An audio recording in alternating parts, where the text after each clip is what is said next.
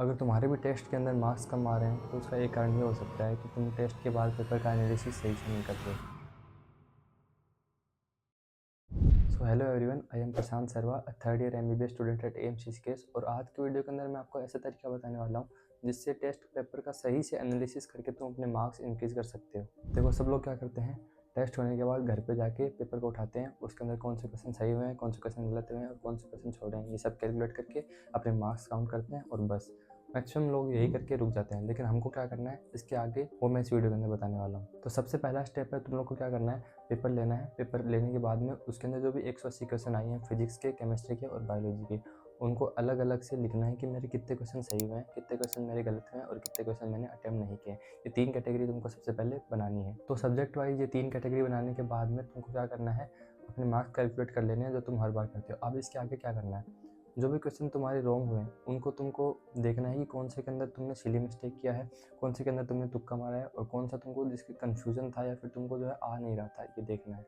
सबसे पहली चीज़ देखते हैं सिली मिस्टेक। सिली मिस्टेक क्या होगा, तुमने अगर सिली मिस्टेक कर दी तो अब तुमको क्या करना है, उस क्वेश्चन को नोट करना है अपनी जो मिस्टेक नोटबुक में। मैंने तुमको जो लास्ट वीडियो के अंदर बताई थी, अगर तुमने नहीं देखी है तो मैं तुमको फिर से बता देता हूँ। तुमको क्या करना है, अपनी एक मिस्टेक नोटबुक करनी है, बनानी है, और तुम लोग जो भी गलतियाँ करते हो अपने टेस्ट दौरान वो सब उसके अंदर नोट करनी है। लाइक जो भी सिली मिस्टेक की वो उसके अंदर नोट करनी है कि मैंने ये क्वेश्चन आया था और मैंने ये सिली मिस्टेक की और अब मेरे को आगे जो है ये सिली मिस्टेक नहीं करनी है।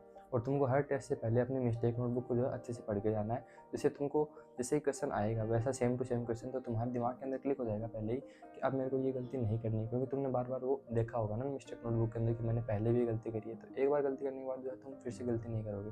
तो सिली मिस्टेक को इम्प्रूव करने का सबसे बड़ा तरीका है कि अपनी मिस्टेक को सबसे पहले तुम लिखो, एनालाइज करके अपनी मिस्टेक को एक्सेप्ट करो कि हम मैं ये गलती कर रहा हूँ, और फिर उसको नोटबुक के अंदर लिखो ताकि बार बार ये गलती तुम ना करो। दूसरी चीज़ है, तुमने तुक्का मारा। अब तुमने तुक्का मारा, इसका मतलब ये है कि तुम्हारा कंसेप्ट वीक है, इसलिए तुमको क्या करना पड़ेगा, अपने जो भी टॉपिक आया था उसको तुमको फिर से पढ़ना पड़ेगा। देखो, तुक्का मारने से अगर सही भी हो सकता है, गलत भी हो सकता है।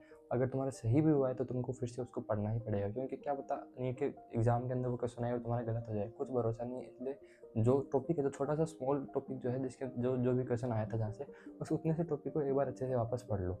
या फिर तुमको कन्फ्यूजन हुआ था या फिर तुमको डाउट हो रहा था और तुमने अटेम्प्ट किया और वो गलत हो गया, उसके लिए भी सेम तुमको क्या करना है, वो छोटा सा टॉपिक जो है वापस जाके पढ़ना है जहाँ से भी क्वेश्चन आया था। तो इससे तुम्हारे जितने भी क्वेश्चन गलत हुए हैं उनको तुमको जो है वापस एक बार देखना है, सिली मिस्टेक हुआ है उसको लिखना है, या फिर गलत हुआ है या फिर तुक्का मार के गलत कर दिया तुमने, उसको जो है वापस पढ़ना है। और अगर तुम कोई भी सिली मिस्टेक जो है बार बार कर रहे हो तो तुम क्या कर सकते हो, मेरी तरह मैं क्या करता था कि स्टिकी नोट जो होते हैं उन पर लिखता था कि मैं ये सिली मिस्टेक कर रहा हूँ, और जहाँ पे भी मैं पढ़ता था उसके सामने चिपका देता था। तो उससे क्या होता है कि बार बार जो है दिन में 4-5 बार उसके ऊपर नज़र जाएगी तो फिर दिमाग के अंदर ऑटोमेटिकली वो सेट हो जाएगा कि मैं जो है ये गलती बहुत बार करता हूँ, तो फिर तुम जो है वो गलती नहीं करोगे। तो इसलिए तुम भी क्या कर सकते हो, स्टिकी नोट्स लो, उसके ऊपर जो जो बार बार मिस्टेक कर रहे हो वो लिखो, उसको जहाँ पे भी पढ़ते हो वहाँ पे चिपका दो, ताकि तुम बार बार जब उसको पढ़ोगे तो तुम्हारे दिमाग के अंदर रहेगा कि मैं ये गलती कर रहा हूँ, ताकि तुम अगले पेपर में वो मिस्टेक ना करो। अब है नेक्स्ट, जो तुमने क्वेश्चन अटैम्प्ट नहीं किए। तो तुमने अटेम्प्ट नहीं किया, उसमें 2 कैटेगरी हो सकती है, या तो तुमको आ नहीं रहा था या फिर जो कन्फ्यूजन हो रहा था कि राइट भी हो सकता है रॉन्ग भी हो सकता है, तो तुमने अटेम्प्ट नहीं किया, या फिर तुमको कम्प्लीटली नहीं आ रहा था। देखो, अगर तुमको कम्प्लीटली नहीं आ रहा तो बहुत अच्छी बात है, तुमने एक्सेप्ट कर लिया कि मुझे नहीं आ रहा था। तो तुम जो भी जहाँ से भी वो क्वेश्चन आया है, जिस भी टॉपिक से, कोई भी सब्जेक्ट हो चाहे, वो टॉपिक अच्छे से एक बार पढ़ लो ताकि तुमको आगे उसमें दिक्कत ना हो। दूसरा हो सकता है तुमको कन्फ्यूजन था राइट भी या रॉन्ग भी, तो इसका मतलब ये है कि तुम्हारी जो है वो उस पर कंसेप्ट पकड़ नहीं है, कंसेप्ट वीक रह गया तुम्हारा, इसलिए तुमको डाउट हो रहा था और तुमने वो अटेम्प्ट नहीं किया। हो सके तुम तुक्का भी मार सकते थे, लेकिन तुमने बहुत अच्छा किया कि तुमने अटेम्प्ट नहीं किया, इससे क्या है, तुम्हारी नेगेटिव मार्किंग नहीं होगी। तो अब तुमको क्या करना है, जो भी जो टॉपिक था उसके तुम जो है क्वेश्चन प्रैक्टिस कर सकते हो, सेम क्वेश्चन जो आया है वैसे क्वेश्चन प्रैक्टिस कर सकते हो सेम टू सेम, या फिर तुम उस टॉपिक को एक बार वापस पढ़ लो अच्छे से। इससे क्या होगा, कन्फ्यूजन जो है दूर हो जाएगा। और कन्फ्यूजन दूर करने का बहुत ही अच्छा तरीका है कि जो भी क्वेश्चन आया है उसका फोटो खींचो, चैट जीपीटी पे डालो और लिख दो कि सेम क्वेश्चन ऐसे ही टॉपिक के या ऐसी कंसेप्ट के जो है सेम क्वेश्चन जनरेट करो 5 या 10, और तुम जो है वापस वो क्वेश्चन प्रैक्टिस करो। इससे क्या होगा कि तुमको पता चल जाएगा कि ऐसे क्वेश्चन में कैसे किस तरीके से अप्रोच बनानी है मुझे, तो तुमको पता लग जाएगा। इससे तुम्हारे कन्फ्यूजन जो है वो दूर हो जाएगी। अब नेक्स्ट सेक्शन में जो क्वेश्चन तुम्हारे सही हुए हैं, जो सही हुए हैं उनमें 2 कैटेगरी बना सकते हैं। एक तो जो तुम्हारे जनरली सही हुए, जो तुमको आते थे। दूसरा, तुमने तुक्का मारा और वो सही हो गई। इसका मतलब ये है कि तुमको टॉपिक वो आता नहीं है, बस तुमने तुक्का मारा और वो सही हो गया, वो गलत भी हो सकता था। इसलिए अब तुमको क्या करना है, वो कंसेप्ट जो है फिर से पढ़ना है, वो टॉपिक जो है तुमको फिर से जाके पढ़ना है, चाहे वो बायोलॉजी का हो, फिजिक्स का हो, केमिस्ट्री का हो। उसको फिर से पढ़ो अच्छे से और उसके क्वेश्चन प्रैक्टिस करो, ताकि अगली बार जो क्वेश्चन आए तो तुमको डाउट ना हो, तुम तुक्का ना मारो, तुम कॉन्फिडेंटली वो क्वेश्चन सही कर सको।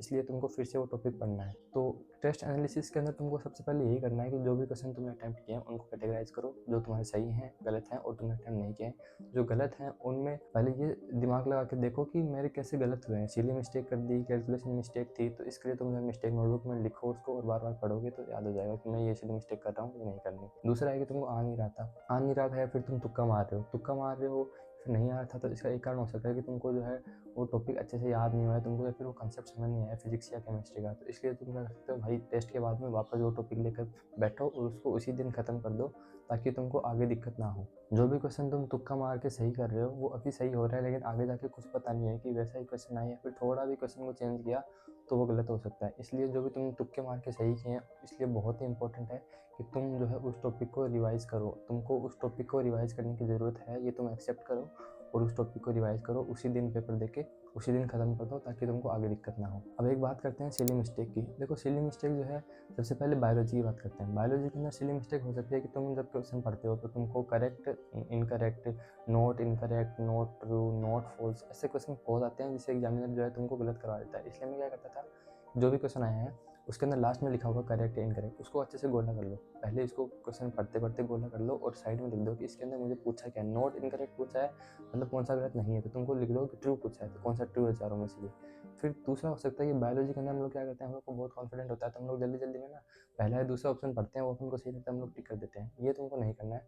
तुमको कॉन्फिडेंटली अगर क्वेश्चन आ भी रहा है तो बस तीसरा और चौथा ऑप्शन देखोगे, उसमें क्या लगेगा, 1 सेकंड भी नहीं लग रहा तुमको, 1 सेकंड भी नहीं लगेगा, लेकिन पूरे चारों ऑप्शन पढ़ लोगे ना तो तुम कॉन्फिडेंटली तुमको पता लग जाएगा कि हाँ अब यही आंसर होगा पक्का। इसलिए तुम्हारी सिली मिस्टेक कम हो सकती है। इसके लिए तुम बायोलॉजी के लिए क्या कर सकते हो ना, सबसे पहले जो क्वेश्चन पढ़ो तो उसमें जो भी पूछा है करेक्ट या इनकरेक्ट या फिर जो स्टेटमेंट ट्रू है या फॉल्स है, जो भी पूछा है उस पर अच्छे से राउंड कर लो, गोला बना लो पेन से, ताकि तुमको दिमाग में लगेगा कि मुझे इसमें पूछा गया है। फिर उसके चारों ऑप्शन पढ़ लो अच्छे से एक बार ऑप्शन पढ़ने के बाद में तुमको समझ आ जाएगा कि ये मुझे आता है कि नहीं आता। फिर उसको कर लो। जो नहीं आ रहा उनको तुक्का मत मारो, उसको राउंड कर लो। एक बार पूरा पेपर करने के बाद में फिर से आके देख लेना उसको, अगर तब वो हो जाए तो ठीक है, वरना उसको छोड़ दो, अभी कोई बात नहीं। तुक्का मारने की हैबिट जो है वो मत बनाओ अभी से। फिजिक्स और केमिस्ट्री के अंदर क्या हो सकता है, तुम कैलकुलेशन मिस्टेक कर रहे हो फिजिक्स में या फिर फिजिकल केमिस्ट्री के जो क्वेश्चन है उसमें तुम क्या कर सकते हो, अगर तुम कैलकुलेशन मिस्टेक कर रहे हो तो इसके लिए तुमको पहले तो प्रैक्टिस की ज़रूरत है। दूसरा, जब क्वेश्चन अटैम्प्ट करो या कैलकुलेशन करो तो आराम से पेशेंस रख के जो है उसको सही करो। मतलब जल्दीबाजी में कैलकुलेशन मत करो। तुमको कई बार क्या होता है ना कि क्वेश्चन पढ़ते हैं, अपन को लगता है अरे ये तो अभी किया था मैंने सॉल्व, आज ही सुबह ही किया था, कल ही किया था सॉल्व, ये तो मेरे को आता है। तो हम लोग क्या करते हैं, जल्दी जल्दी करने लगते हैं। देखो वहाँ पे पेशेंस रखना है। भले ही तुम्हारी कितनी भी अच्छी कैलकुलेशन हो, एक सिली मिस्टेक के कारण तुम्हारा पूरा क्वेश्चन गलत हो सकता है। इसलिए ध्यान से कैलकुलेशन करो। कैलकुलेशन मिस्टेक को सोल्व करने का तरीका यही है कि तुम जो है बहुत बार प्रैक्टिस करो। अच्छे जो कैलकुलेशन वाले क्वेश्चन होते हैं उनकी प्रैक्टिस करके जाओ, ठीक है। दूसरा हो सकता है कि तुम जो है वो आंसर आ जाता है लेकिन ऑप्शन पूरे ना पढ़ के सीधा क्लिक कर देते हो। देखो कई अगर ऑप्शन के अंदर ऐसे लिखा हुआ है 3.4, 3.5, 3.6 और 3.7, अगर चारों ऑप्शन ऐसे हैं तो जब क्वेश्चन सोल्व करोगे उससे पहले तुम ऑप्शन देखोगे तो तुमको पता लग जाएगा कि यार इसके अंदर एग्जामिनर ने जो ऑप्शन दिए हैं वो ऐसे दिए हैं, इसका मतलब मेरे गलत होने के चांसेस बहुत ज़्यादा है। इसलिए मुझे अब कैलकुलेशन बहुत ही अच्छे से करनी है। तो जब भी तुम फिजिक्स का क्वेश्चन अटैम्प्ट करने जाओ उससे पहले एक बार ऑप्शन देख लो। अगर ऑप्शन के अंदर बहुत सारा वेरिएशन है, जो भी डिजिट्स हैं उनके अंदर गैप है बहुत ज़्यादा, तो मतलब तुम आराम से कर सकते हो। लेकिन अगर तुमको भाई पॉइंट के अंदर पॉइंट के एक पॉइंट के बाद भी अगर डिजिट है सेम तो तुमको ध्यान देना पड़ेगा कि मुझे इसके अंदर कैलकुलेशन मिस्टेक नहीं करनी। इसलिए तुम पहले कॉन्शियस हो जाओगे कि यार ऑप्शन जो है वो बहुत ही सेम दिख रहे हैं, इसलिए मुझे अब गलती नहीं करनी है, इसलिए तुम कैलकुलेशन अच्छे से करोगे। तो फिजिक्स के अंदर तुम इंप्रूव कर सकते हो।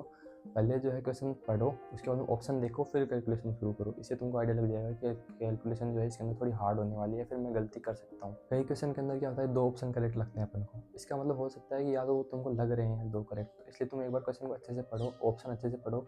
एक बार 1 सेकंड दिमाग लगाओ, शांत होकर सोचो कि यार क्या पूछा है और मैं क्या सोच रहा हूँ, कहीं तुम गलत तो नहीं सोच रहे।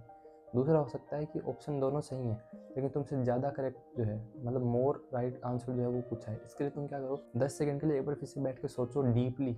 तुमने जो टॉपिक पढ़ा था उसको अच्छे से सोचो, क्या पता तुमको याद आए कि यार जो मैं सोच रहा हूँ वो नहीं है, थोड़ा आंसर जो है इसमें हट के आंसर या फिर हट के क्वेश्चन पूछा गया है, इसलिए हो सकता है कि तुमको 2 सही लग रहे हो। इसलिए कोई भी क्वेश्चन सोल्व करो आराम से, पेशेंस रखो। 10 सेकंड लगेगा सिर्फ सोचने में, 10 सेकंड के लिए पेन रखो, एक बार आंख बंद करके सोचो कि मैं जो क्वेश्चन सोल्व कर रहा हूँ वो कौन से टॉपिक से आया है, उसमें कहाँ से आया है। तुमको एग्जैक्ट नोटबुक का अगर तुमने पढ़ा होगा अच्छे से, तो तुमको नोटबुक का पेज या फिर एनसीईआरटी का पेज की लाइन भी याद आ जाएगी अगर तुम अच्छे से दिमाग लगा के सोचोगे तो। फिर तुम्हारा आंसर गलत नहीं होगा। अब जब भी तुम टेस्ट देकर आओगे, टेस्ट दे के आने के बाद थोड़ा रेस्ट करना है, उसके बाद में पेपर को लेकर बैठना है और उसको एनालाइज करनी है। मिस्टेक नोटबुक जो है उसके अंदर अपनी सीली मिस्टेक्स या फिर जो भी तुमने गलतियाँ करी हैं वो लिखनी है। अब तुमको और टाइम वेस्ट नहीं करना है। ये नहीं है कि पेपर दे के आए, मार्क्स कैलकुलेट किए और बस पढ़ने बैठ गए, ऐसा नहीं है भाई। पढ़ना बहुत ही इंपॉर्टेंट है, बट जो टेस्ट दे के आ रहे हो वो एनालाइज भी तो करना है कि तुम कैसे अटेम्प्ट कर रहे हो, कैसे कहाँ गलती कर रहे हो। अगर तुमको अपनी गलतियाँ पता लगेगी तभी तुम अपनी गलती को सुधार सकते हो। इसलिए बहुत ज़रूरी है कि तुम टेस्ट का एनालिसिस करो। और जो मैंने तरीका बताया इस वीडियो के अंदर, अगर तुम उस तरीके को से ही टेस्ट का एनालिसिस करोगे तो तुम्हारे मार्क्स सच में अच्छे से इंक्रीज़ होंगे। कुछ अलग नहीं करना, बस ये स्टेप जो वो फॉलो करो। तो इस वीडियो के अंदर यही था कि कैसे तुम टेस्ट को अच्छे से एनालाइज कर सकते हो। आई होप तुमको वीडियो अच्छी लगी होगी। अगर वीडियो अच्छी लगी होगी तो वीडियो को लाइक कर देना, चैनल को सब्सक्राइब कर देना। Thank you for watching.